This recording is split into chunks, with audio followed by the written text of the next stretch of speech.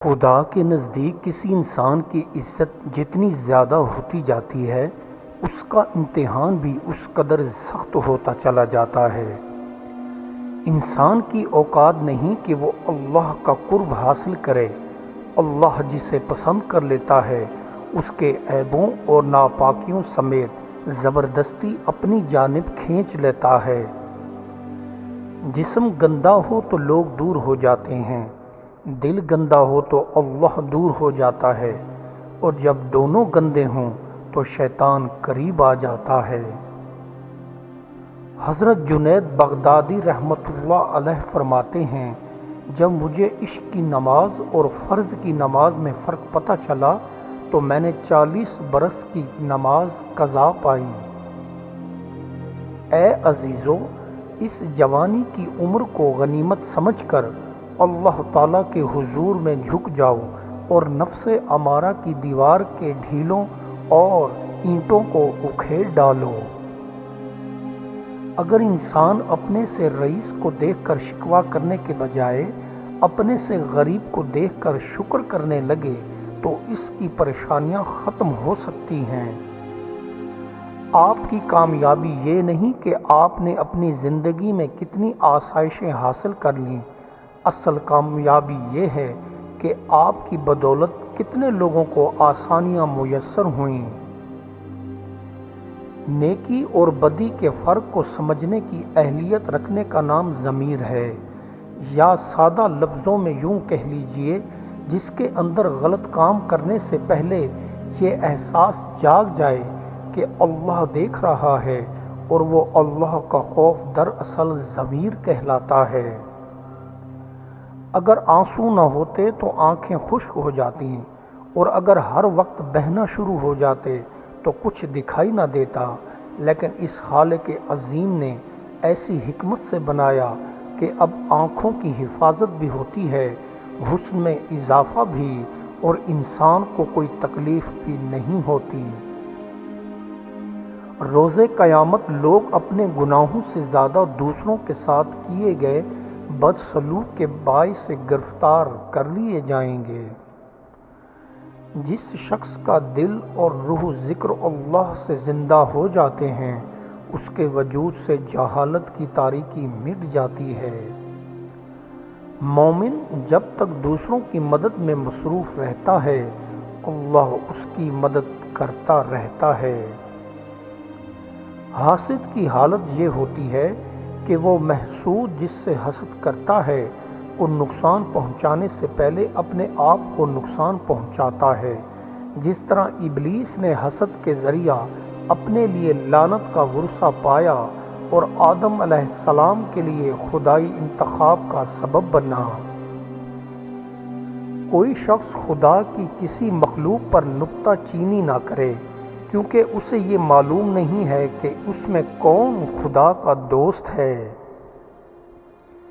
کوئی انسان کتنا ہی گنہگار کیوں نہ ہو، اللہ اس کے لیے دعا کا وسیلہ، توبہ کا راستہ اور رزق کا دروازہ کبھی بند نہیں کرتا۔ لوگوں کی محبت پانی کے بلبلے جیسی ہے، زیادہ دیر نہیں رہتی، لیکن اللہ کی محبت آب حیات ہے، امر ہے، کبھی نہ ختم ہونے والی ہے۔ روحانیت کی راہ پر چلنا ہے تو دل سے کینہ، حسد، بغض، نفرت، تکبر اور انا کو نکالنا پڑے گا۔ اللہ کی دوستی حاصل کرنی ہے تو اس کے بندوں پر مہربان ہونا پڑے گا، کیونکہ عبادت کرنے سے پارسائی ملتی ہے اور نیکی کرنے سے رب ملتا ہے۔ جس طرح پرند دانے پر لپکتا ہے، اسی طرح مومن کا دل سچائی کی طرف لپکتا ہے۔ یہ علامت صرف خالص مومن کی ہے۔ اگر کسی کا دل گناہوں کی وجہ سے بیمار ہو، اس کے لیے یہ علامت نہیں ہے۔ دنیا جیب میں رکھنے کی چیز ہے، دنیا ہاتھ میں رکھنے کی چیز ہے، لیکن دل میں رکھنے کی چیز ہرگز نہیں۔ جب تک تیرا غرور اور غصہ باقی ہے، اپنے آپ کو نیک لوگوں میں شمار نہ کر۔ ایسے عظیم لوگ جو دل میں گھر کر جاتے ہیں اور تاریخ رقم کرتے ہیں، وہ زمانے کے فرق کے باوجود ایک دوسرے کی مانند ہوتے ہیں۔ لوگوں کی رائے بدلنے کے لیے جب تشدد سے کام لیا جا تو ان کی رائے بدلنے کے بجائے بھی پتھر جیسی مضبوط اور ٹھوس ہو جاتی ہے، پھر ان کی رائے بدلنا مشکل ہو جاتا ہے۔ جو بندہ اللہ کے ساتھ یا اللہ تعالیٰ کے ساتھ بد ظنی رکھتا ہے، اس کے دل میں برے برے خیالات پیدا ہوتے رہتے ہیں۔ اس دنیا کی کون تعریف کر سکتا ہے جس کا صحت مند اصل میں بیمار، جس کا بے خوف پشیمان، جس کا مفلس غمگین، جس کا دولت مند مصائب میں مبتلا ہوا، جس کے حلال کا حساب ہو، حرام پر عذاب ہو اور مشکوک پر ملامت ہو۔ زندگی اپنا چولہا افراد میں بدلتی ہے، جماعت میں نہیں۔ تنگ حال ہونا اور اس کا اظہار نہ ہونے دینا اتنا ہی مشکل ہے جتنا اقتدار کو پہنچنا۔ کوئی بھی چیز زیادہ عرصے تک اور زیادہ لوگوں کو مسرت فراہم نہیں کر سکتی جب تک وہ عام انسانی فطرت کی نمائندہ نہ ہو۔ جاہل اور بے وقوف کی ایک بری عادت ہوتی ہے کہ جو بغیر سنے ہی جواب دینے لگ جاتا ہے اور پھر خود شرمندہ ہو کر بیٹھ جاتا ہے۔ شدید آفتوں سے نجات چاہتے ہو تو زندہ کو محبوب رکھو اور صدقہ وقتاً فوقتاً دیتے رہو۔ راہ الہی پر ثابت قدم چاہتے ہو تو بچوں کی تربیت میں جوش و ہوش کا یکساں تناسب قائم رکھو تاکہ وہ اپنی زندگی کو بہترین سانچے میں ڈھال سکیں۔ ہر ایک بات کی نسبت یہ کوشش نہ کرو کہ اسے اپنی آنکھوں سے دیکھ لیں، بلکہ بعض امور ایسے بھی ہیں کہ ان میں صرف سماع کافی ہے، اور جو چیزیں دور اور پوشیدہ ہیں ان کے حال ہی معلوم کرنے لینے کافی ہیں۔ ضبط نفس آپ کو رنج و الم سے دوچار نہیں کرتا بلکہ خوشیوں سے ہمکنار کرتا ہے۔ یہ آپ کے ذہن کو جلا بخشتا ہے، آپ کی قوت فیصلہ کو تقویت بہم پہنچاتا ہے، آپ کی کردار سازی کرتا ہے۔ یہ ہماری حقیقی فتح ہی ہے جو ہمیں ہمارے جسموں اور ذہنوں سے ممتاز کرتی ہے اور ہم ان کے حقیقی استعمال سے مستفید ہوتے ہیں۔ سنو، دنیا میں رہتے ہوئے اس دنیا سے زاد راہ حاصل کرو تاکہ کل تم اس سے اپنے آپ کو بچا سکو۔ اللہ کی قسم، جس قوم پر اس کے گھر میں آ کر حملہ کر دیا جائے وہ ذلیل و رسوا ہوتی ہے۔ اللہ ایک طرف ایسے ایسے ستارے بناتا ہے کہ انسان کے تصور میں بھی بڑے اور کہیں اتنی باریکیوں میں تخلیق ہوتی ہیں کہ انسانی نظر کی مجال نہیں کہ الیکٹرون کے اندر ہونے والے جلووں کو دیکھ سکے۔ طریقت اللہ تعالیٰ کی طلب کا نام ہے۔ اللہ تعالیٰ نے مایوس ہونے کو حکمہ سختی سے منع فرمایا ہے۔ اللہ کی ذات بے حد کریم، پاکیزہ اور حسین و جمیل ہے۔ اگر بندہ ایک قدم اس کی طرف قدم بڑھائے تو 100 قدم وہ بندے کی طرف آتا ہے۔ حرام کی کمائی نور ایمان کو ختم کر دیتی ہے۔ اپنی آمدنی کے مطابق خرچ کرو۔ ایمان کے معنی یہ ہیں کہ اے اللہ، تیرے دروازے پر جا رہا ہوں، وہاں پر تیرا جو حکم تیرا بندہ بتائے گا دل سے مان کر عمل کروں گا۔ زندگی سے تقاضا اور گلہ نکال دیا جائے تو سکون پیدا ہو جاتا ہے۔ سکون اللہ کی یاد سے اور انسان کی محبت سے پیدا ہوتا ہے۔ نفرت اضطراب پیدا کرتی ہے، اضطراب اندیشے پیدا کرتے ہیں اور اندیشہ سکون سے محروم کر دیتا ہے۔ محبت نہ ہو تو سکون نہیں۔ غور و خوض اور اچھے اعمال کی بدولت ایسی دانشوری کے حصول کو ممکن بنایا جا سکتا ہے جو کبھی ناکامی کا شکار نہیں ہوتی۔ اپنے ذہن کو ان اشیاء سے اہم آہنگ کرتے ہوئے بھی دانشوری کے حصول کو ممکن بنایا جا سکتا ہے جو خوبصورت، محبت بھری اور حقیقی ہوں۔ کیا آپ جانتے ہیں کہ جس سے محبت اور دلی لگاؤ ہو اس سے ڈرا نہیں جاتا، کیا آپ اپنے کسی دوست کو یاد کر کے روتے ہیں یا خوش ہوتے ہیں؟ اپنے محب سے قریب ہو کر خوف محسوس کرتے ہیں یا اظہار مسرت؟ وہ مصیبت جو تجھے مال یا اولاد دے، دوسرے رشتہ داروں کے مرنے سے پیش آئے اور تجھے صبر کرنے سے ثواب ملے، اس مصیبت سے اچھی ہے جو خود تجھے پیش آئے اور دوسروں کی اس میں صبر کرنے کا ثواب ہاتھ آئے۔ غصہ نفسہ غیر اختیاری ہے، لیکن اس کے اقتضاء پر عمل کرنا اختیاری ہے، اس لیے اس کا ترک بھی اختیاری ہے، اور اختیاری کا علاج بجز استعمال اختیار کے کچھ نہیں ہو، اس میں کچھ تکلف میں مشقت بھی ہو۔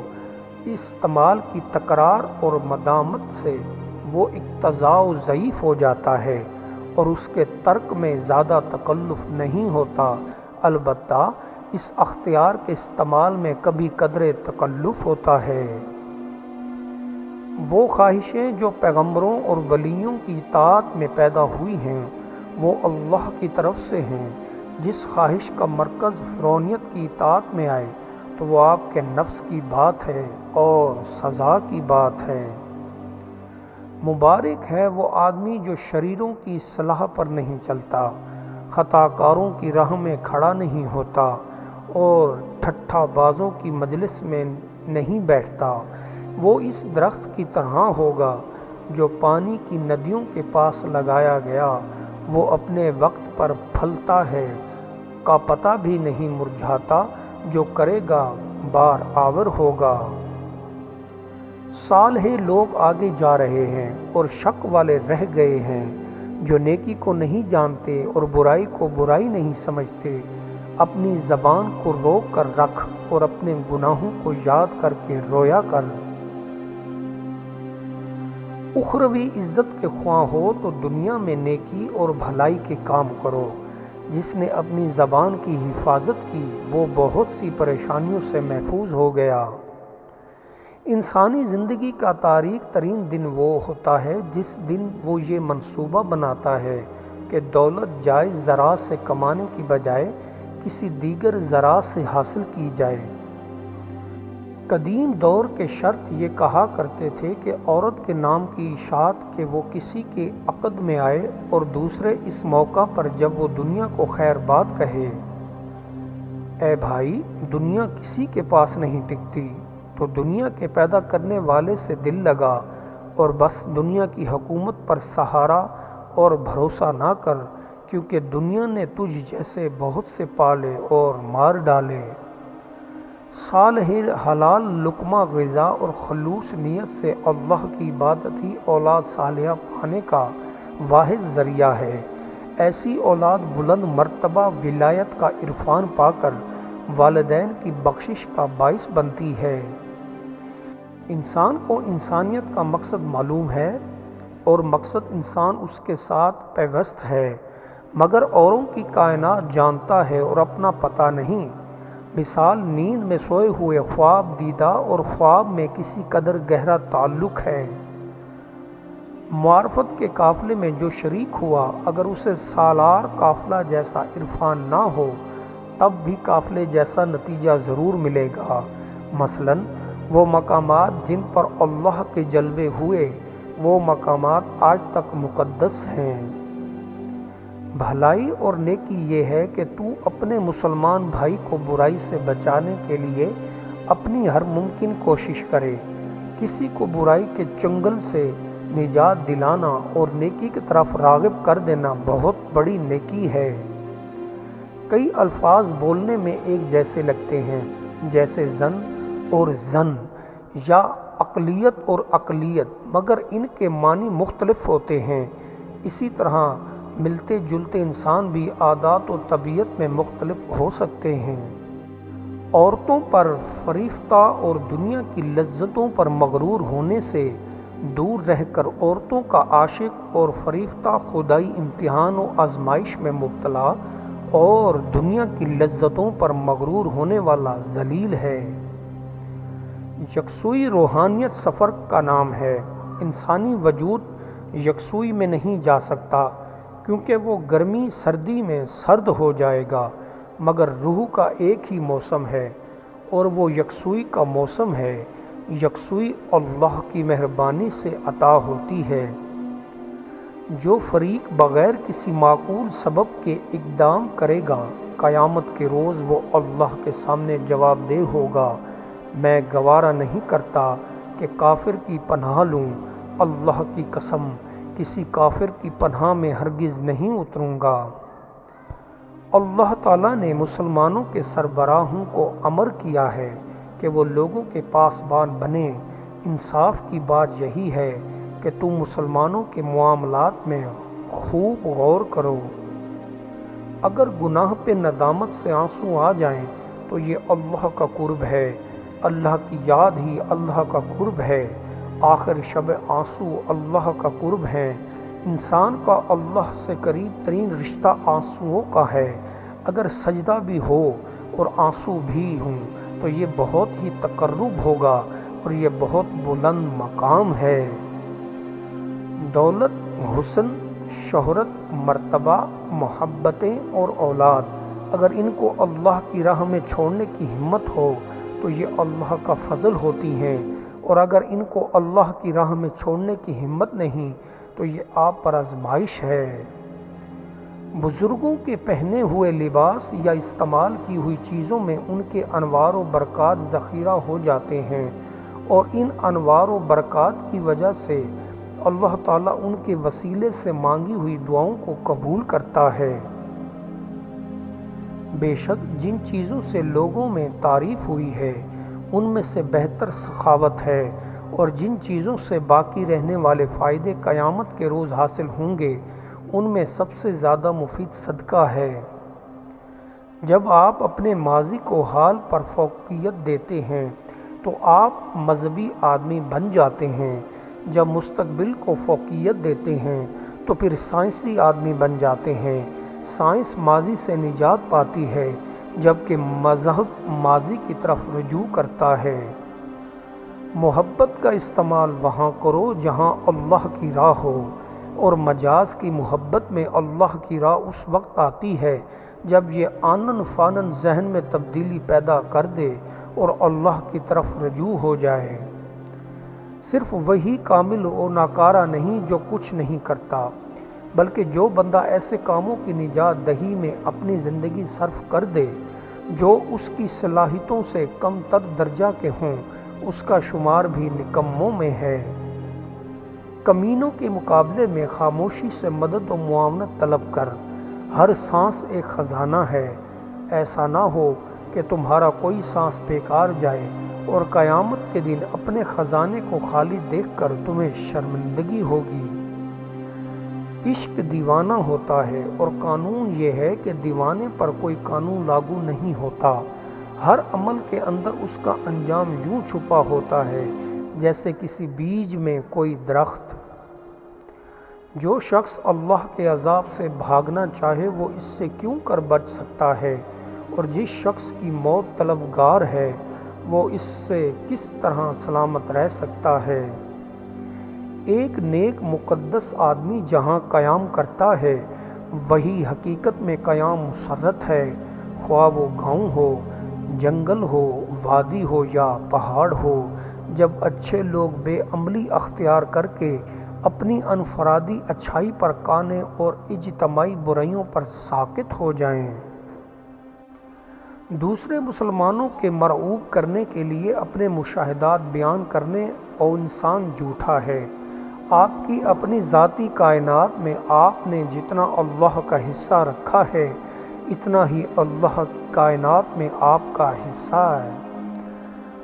ہماری آنکھوں کے سامنے عجائبات ہیں لیکن ہم دیکھتے نہیں۔ ایک معمولی سے بے عقل بے شعور گائے کتنا بڑا کرشمہ ہے۔